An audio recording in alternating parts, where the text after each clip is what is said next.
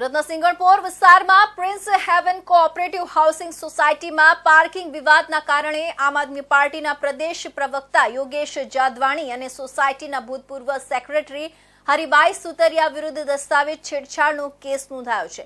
આ મામલે સોસાયટીના હાલના પ્રમુખ પ્રવીણભાઈ પટેલે પોલીસમાં ફરિયાદ નોંધાવી છે। બીજી બાજુ યોગેશે ફરિયાદને રાજકીય પ્રેરિત ગણાવી હતી અને કહ્યું હતું કે એપાર્ટમેન્ટમાં ધારાસભ્ય વિનુભાઈની પુત્રી અને સંબંધી રહે છે, જેમને ડબલ પાર્કિંગની સુવિધા આપવામાં આવી હતી, જેના કારણે વિવાદ સર્જાયો છે। સિંગણપોર પ્રિન્સ હેવન એપાર્ટમેન્ટમાં 3 બિલ્ડિંગો આવેલી છે। આપના નેતા યોગેશ જાદવાણીની આ સોસાયટીમાં વર્ષ 2023માં પ્રમુખ તરીકે નિમણૂક કરવામાં આવી હતી। આ સોસાયટીની જિલ્લા રજિસ્ટ્રારમાં પણ નોંધણી કરવામાં આવેલી છે। 19મી જૂન 2024ના રોજ જનરલ મીટિંગ રાખવામાં આવી હતી, જેમાં સોસાયટીના પ્રમુખ યોગેશ જાદવાણી સહિત સોસાયટીના અન્ય રહીશો હાજર રહ્યા હતા। મીટિંગમાં 4 મુદ્દાઓમાં સોસાયટીના સભ્યો મંજૂર કર્યા હતા, જેમાં પહેલો મુદ્દો કોઈ બ્લડ રિલેશનવાળા આવે તેની સોસાયટીના સભ્યની જગ્યા પર ગાડી પાર્ક કરવાનું। સોસાયટીના સભ્યનું પાર્કિંગની જગ્યાએ છે, પરંતુ તેની 4 વ્હીલ ગાડી ન હોય તો બીજા સભ્યની ગાડી તે સભ્ય પરમિશન લઈ પાર્ક કરવા દેવા। 2 વ્હીલ પાર્કિંગ બાબત અને સ્ટીકર સિવાયની બહારની 4 વ્હીલ ગાડીને સોસાયટીમાં નો એન્ટ્રી બાબતે નક્કી થયું હતું। આ મુદ્દાઓ સાથે સોસાયટીના 51 જેટલા સભ્યોની સહી કરાવાઈ હતી।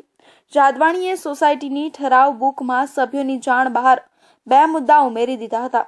જૂન મહિનામાં સોસાયટીમાં પાર્કિંગની વ્યવસ્થા મામલે મીટિંગ કરી નિર્ણય લીધો હતો। મુદ્દાના ઉમેરા બાબતે યોગેશ ગોળ જવાબ આપતો હતો। આ પાર્કિંગ બિલ્ડરે જે લોકોને ફાળવ્યા છે એ અમને લોકોને મંજૂર છે। સોસાયટીના 80% લોકોને મંજૂર છે કે ભાઈ અમારે કોઈ જગ્યાએ પાર્કિંગ બદલવાના નથી। આ જે સોસાયટીના 10 એવા પેલા કહેવાય કે જે તોડબાજ આ લોકોને જ વાંધો છે, બાકી 128 ફ્લેટમાં 115 જણાને કોઈ વાંધો નથી આમાં। અને 5 વર્ષથી બિલ્ડરે આ લોકોને દીધેલા છે, તો ક્યાં હું ગયા હતા એ વખત?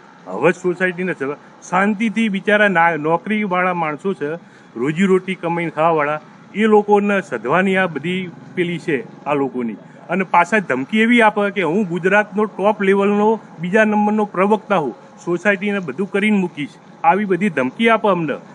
એના સગા મળતિયાઓ હોય અને એના મિત્ર, અને મારા જાણવા મુજબ આ સોસાયટીમાં અનઓફિશિયલ એટલે કે રોકાણના ભાગીદાર વિનુભાઈ મોરડિયા છે, ધારાસભ્યશ્રી।